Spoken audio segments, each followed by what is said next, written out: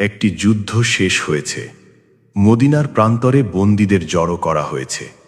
চারদিকে নীরবতা, ধুলো আর মানুষের চাপা কণ্ঠ। ঠিক তখনই ভিড়ের ভেতর দাঁড়িয়ে আছে এক মা। চোখে তার শুধু একটাই প্রশ্ন, আমার সন্তান কোথায়? সে ধীর থাকতে পারে না, ডানে তাকায়, বামে তাকায়। একজন মা আর কতটা অস্থির হতে পারে? নিজের বুকের ধনকে খুঁজতে গিয়ে সে যেন পুরো দুনিয়াকে ভুলে গেছে। হঠাৎ তার চোখ পড়ে এক শিশুর দিকে। এক মুহূর্তে বুকের ভেতর জ্বলে ওঠে আশা। সে ছুটে যায়, হয়তো এটাই তার সন্তান। কিন্তু না, এই শিশুটি তার নয়।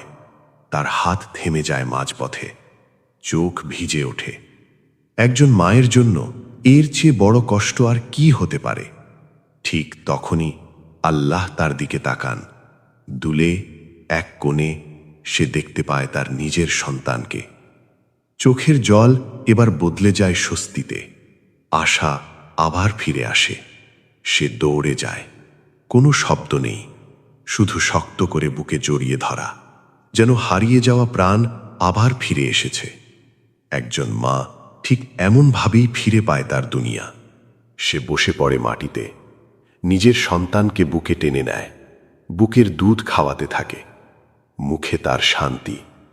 এই শান্তি শুধু একজন মায়েরই হয়। এই দৃশ্য দেখে রাসূলুল্লাহ সাল্লাল্লাহু আলাইহি ওয়াসাল্লাম সাহাবীদের জিজ্ঞেস করলেন, তোমরা কি মনে করো, এই মা কি কখনো নিজের সন্তানকে আগুনে নিক্ষেপ করতে পারে? সাহাবীরা বললেন, না, কখনোই না।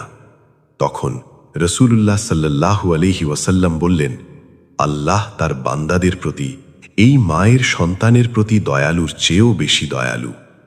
যদি একজন মা তার সন্তানকে ভুলতে না পারে, তবে তুমি কিভাবে ভাবো আল্লাহ তোমাকে ভুলে গেছেন?